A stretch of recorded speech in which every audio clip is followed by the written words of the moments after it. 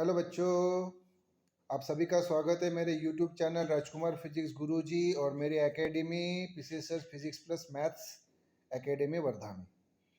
आज बेटा इस वीडियो में हम एमसीक्यू नंबर 11 देखने वाले हैं। चलिए आइए फिर एमसीक्यू नंबर 11 में आइए। यस, क्या है ये पहले देख लीजिए। एमसीक्यू नंबर 11 क्या है? तो एमसीक्यू 11 जो है बेटा वो है ये वाला। क्या है? तो ओके ये MCQ 11 integration of cos root x d x equal to, ये ब्लैंक दी है और हमें ऑप्शंस दिए बेटा ए बी सी और डी। ए बोला है 2 into root x into sine root x plus cos root x plus C. B बोला है root x into sine root x plus cos root x plus C बोला है 2 into root x into cos root x plus sine root x plus C. D बोला है half into root x into sine root x minus cos root x plus C. Okay, इन चारों option में से बेटा A B C और D में से हमें राइट ऑप्शन सिलेक्ट करनी है। प्रॉब्लम फिर से बताइए, प्रॉब्लम क्या दिया था? तो हमें जो प्रॉब्लम दिया था बेटा वो है integration of cos of root x d x equal to ये ब्लैंक। अब आप मुझे बताइए कॉस रूट एक्स का फार्मूला हमारे पास डायरेक्टली अवेलेबल है क्या? नहीं है, नहीं है ना, अवेलेबल नहीं है। तो हमें ऐसी ट्रिक यूज करनी पड़ेगी, ऐसा फॉर्मूला यूज करना पड़ेगा कि जिससे कि हमें उसको सिंप्लीफाइड फॉर्म में कन्वर्ट करके उसका इंटीग्रेशन मिल सके। ओके, तो फिर अभी ध्यान दीजिए, मैं आपको आंसर पे लेके आ रहा हूँ। चलिए फिर देखिए, ये बेटा 11th late I equal to, ये दिया हुआ प्रॉब्लम है integration of cos root x d x, ये हमें दिया हुआ था। मैंने अभी आपको पूछा क्या आपको कॉस रूट एक्स का इंटीग्रेशन मालूम है? तो वो आपने जवाब दिया कि नहीं, बिल्कुल सही। तो फिर इसको सॉल्व करने के लिए हम जानबूझ के बेटा यहाँ पे क्या करेंगे, ये साइड वर्क में पुट, ये जो x आपको दिख रहा है बेटा इसकी वैल्यू हम पुट करेंगे टी स्क्वेयर। क्या पुट करेंगे बेटा? T square. ख्याल में रखो क्यों पुट करेंगे, इसलिए क्योंकि अभी यहाँ एक फंक्शन दिया है कॉस रूट एक्स, इसको हम सॉल्व करके दो फंक्शन में कन्वर्ट करेंगे। ये जैसे आप देख रहे हैं टी इंटू कॉस टी, दो फंक्शन, और फिर वहाँ हम यूज करेंगे प्रोडक्ट रूल ऑफ इंटीग्रेशन यानी इंटीग्रेशन बाय पार्ट्स, और जिसमें हम यूज करते हैं वो मेथड कौन सी? LIATE method. मालूम है ना, इसके पहले भी हमने प्रॉब्लम्स क्या किए हैं, सॉल्व किए हैं कि नहीं, आपको मालूम है ना?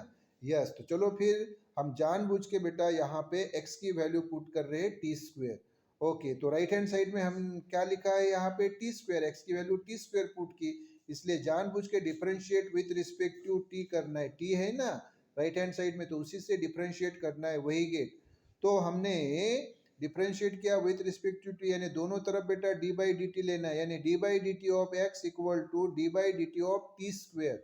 ओके, तो ये हो गया बेटा d x by d t equal to t square की डेरिवेटिव तो आपको मालूम है बेटा 2t है ना, टी स्क्वेयर, तो ये पावर 2 सामने आ गया, टी वैसे ही, और पावर एक से कम तो 2 में से एक गया तो एक बचा, एक बचा ना बेटा यहाँ, लेकिन वो एक लिखने की जरूरत नहीं है, तो सादी भाषा में ये 1 लिखने की जरूरत नहीं, तो ये dx बाई dt जो है वो आ गया 2t।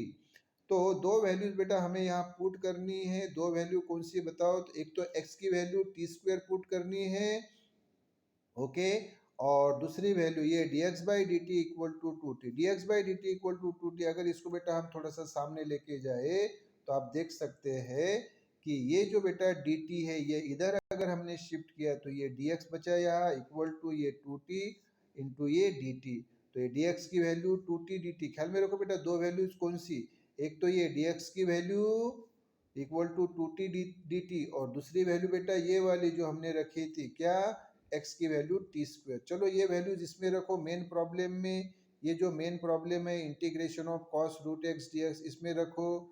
तो आप बोलेंगे सर ये आई वैसे इक्वल टू वैसे, इंटीग्रेशन वैसे, कॉस वैसे ही, रूट भी वैसे ही, और सर x की वैल्यू टी स्क्वेयर, बिल्कुल सही, इंटू डी एक्स की वैल्यू सर 2t dt, ये मैं बार बार बता रहा हूँ अभी। ये देखो dx की वैल्यू क्या, 2t dt, dx equal to 2t into d T.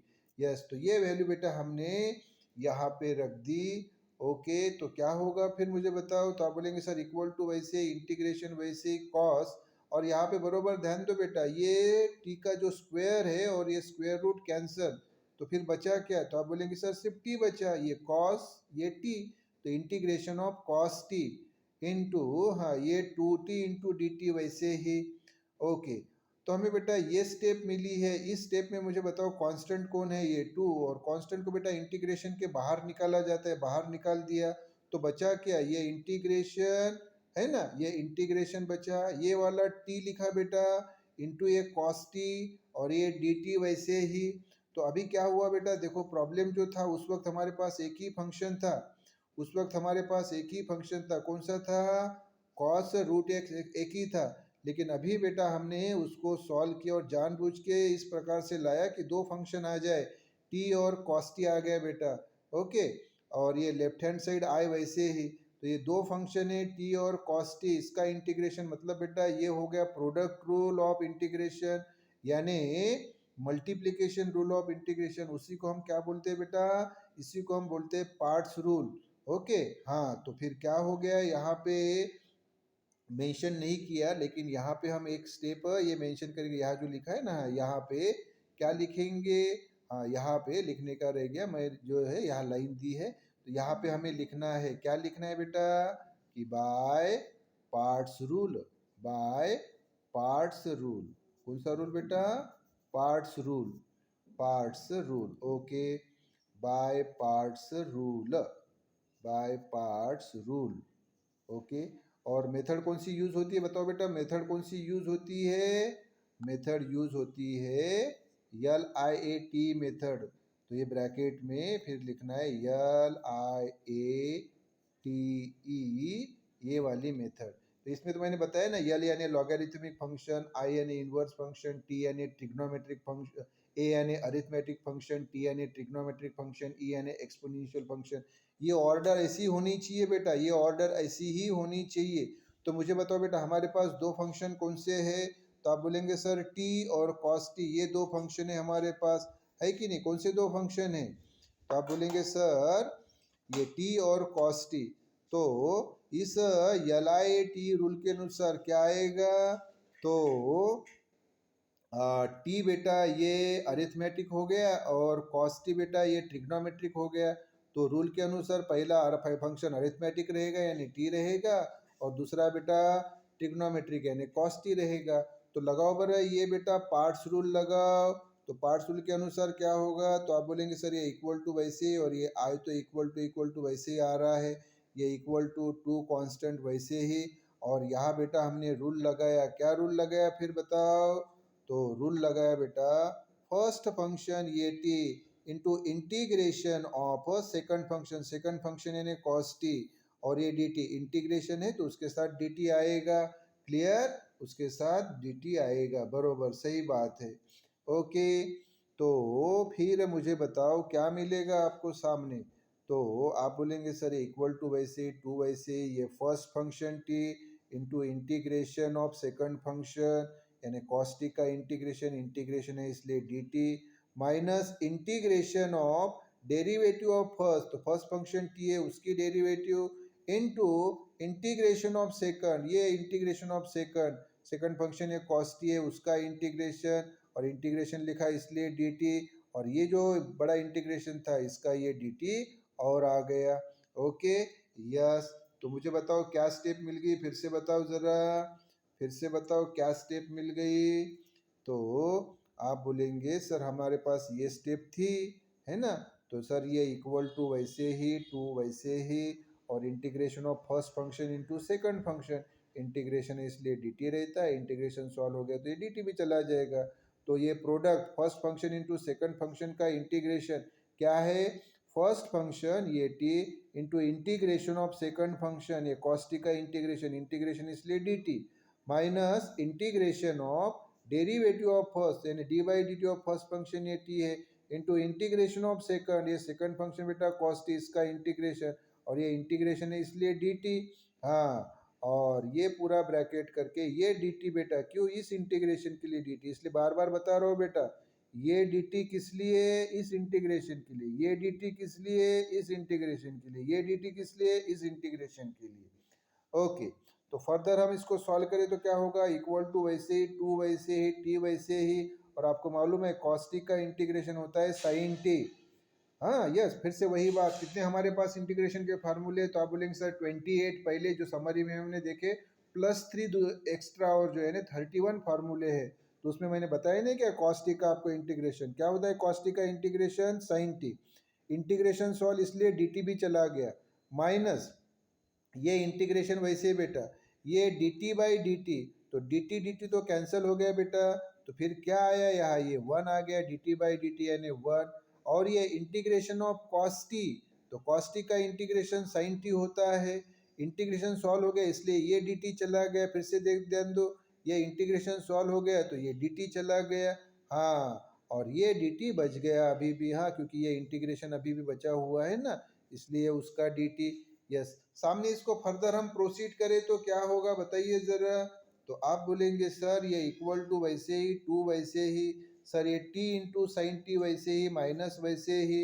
Integration वैसे ही, 1 इंटू साइन टी यानी बेटा साइन टी ही होता है, और ये डी टी वैसे ही, यस। सामने फर्दर गए तो क्या होगा, इक्वल टू टू वैसे ही, यस, और ये बेटा ये ब्रैकेट जो है ये ब्रैकेट भी वैसे ही, टी इंटू साइन टी वैसे ही, माइनस वैसे ही, और मुझे बताओ बेटा, अब बताओ जरा सोच के, integration of sine T D T, मतलब साइन टी का इंटीग्रेशन क्या होता है, तो साइन टी का इंटीग्रेशन होता है बेटा minus cos T, yes minus cos T, integration solve हो गया तो उसके साथ डी टी चला गया, इंटीग्रेशन सॉल्व हो गया तो उसके साथ डी टी चला गया, साइन टी का इंटीग्रेशन अभी आपने बताया कॉस टी, और पूरा इंटीग्रेशन आप सॉल्व हो गया, देखो बेटा पूरा अभी ये इंटीग्रेशन सॉल्व हो गया इसलिए क्या आया प्लस सी।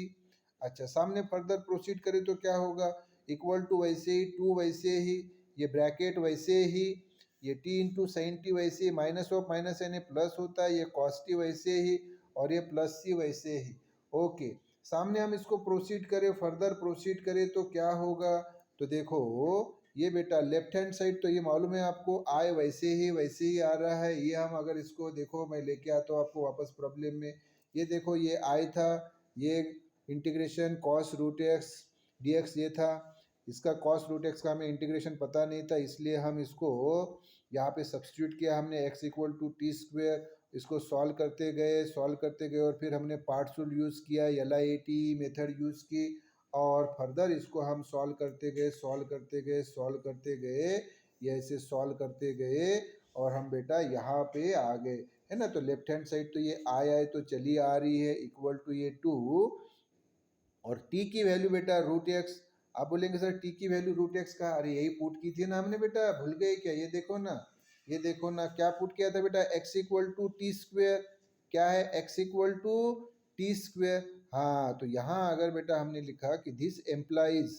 हाँ अगर आप मुझे सोच के बताओ, अगर x equal to t square यानी left equal to right, so right equal to left, यानी टी स्क्वेयर की वैल्यू क्या बेटा, टी स्क्वेयर की वैल्यू x, तो मुझे बताओ दोनों तरफ रूट लो बरा क्या होगा, तो आप बोलेंगे सर ये x है, हाँ तो ये सर हो जाएगा रूट एक्स, बरोबर रूट एक्स, हाँ, और टी स्क्वेयर का रूट लो बरा तो ये क्या हो जाएगा t, अरे तो फिर t इक्वल टू क्या होगा रूट एक्स, अगर x equal to t square, अगर x equal to t square तो this implies t equal to क्या होगा रूट एक्स, यानी t की वैल्यू रूट एक्स, यस तो t की वैल्यू रूट एक्स, ये रखिए जरा वापस रख दीजिए इसमें, तो क्या होगा, तो आप बोलेंगे कि सर ये आए वैसे ही, इक्वल टू वैसे ही, टू वैसे ही, सर ये ब्रैकेट जो है स्क्वायर ब्रैकेट वैसे ही, सर जहाँ जहाँ टी है वहाँ रूट एक्स रखेंगे, बिल्कुल सही, तो टी की जगह रूट एक्स, ये साइन टी यानी रूट एक्स, प्लस ये कॉस टी यानी कॉट रूट एक्स,